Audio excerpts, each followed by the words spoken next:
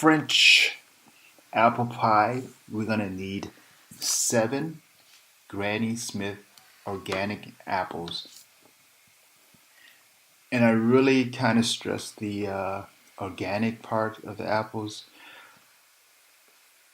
I remember when I was visiting my mother in Tuscaloosa, Alabama, I wanted to make an apple pie for my mom. And it was like I was really happy about it. And I saw these apples in the store, and these apples look perfect. I mean, no blemishes, just they look perfect. Nice green color, and they just look really great. But anyway, I went home and I bought the apples, and I went home and I was preparing, I was cutting the apples, and I noticed as I was peeling them, I noticed that they were not really juicy. And I thought, I don't know.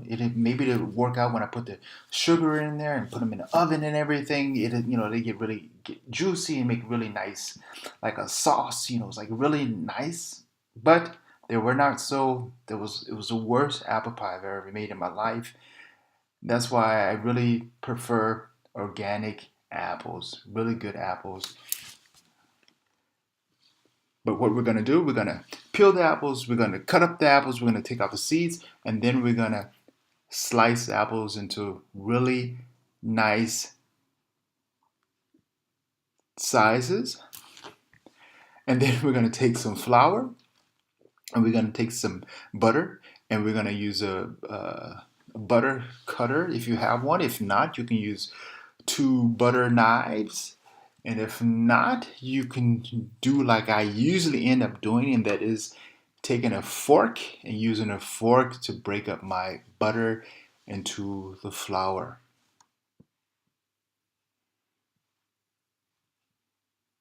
And then we're going to add a few tablespoons of cold water.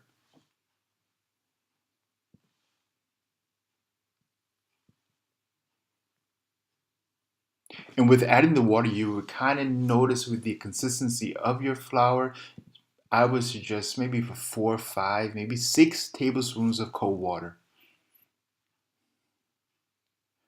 So as we have our flour, I just put a little piece of plastic on my countertop here, and I'm basically wrapping my flour up. I don't know.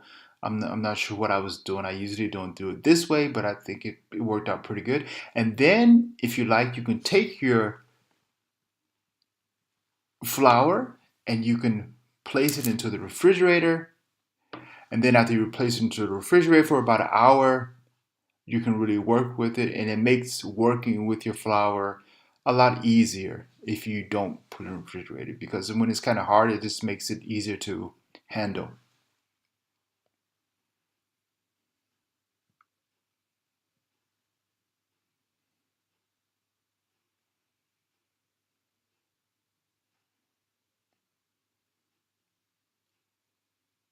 Which is really nice about a French apple pie is that you basically have the one crust on the bottom, and then you have the crumble on top. So it's kind of nice just to have that one crust.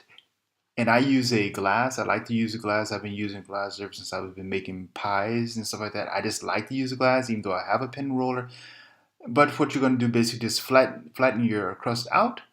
In which the key to this recipe by using a springform pan is that you take your crust, and you don't want your crust to be perfect on the sides. You want maybe one side a little bit bigger than the other side, and it goes up the pan a little bit different than the other side, and then you have a pie that really I think is very pleasing to the eye. It's not really like a store-bought pie that everything is perfect, but it's just has this like a character of its own.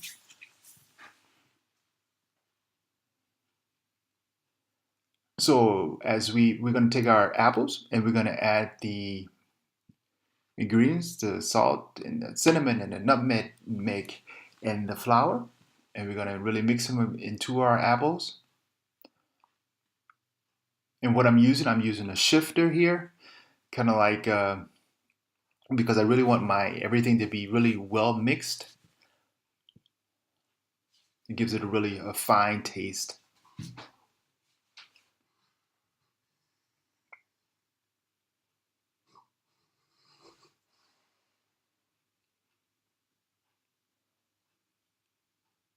So now that we have our crust in the bottom of our and on the, partially on the sides of our springform pan, we're going to slowly add our apple mixture.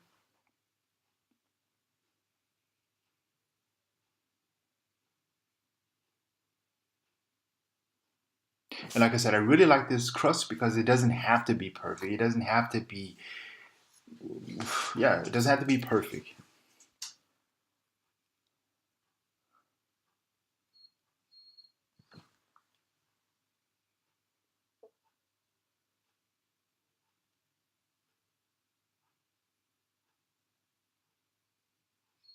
So we're going to add our apples to our crust here.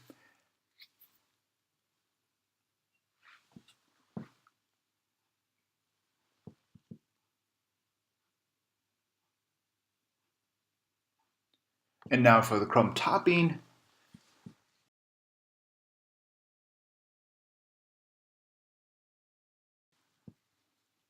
After we mix it all together, get all our ingredients together, we're going to mix it up really nice.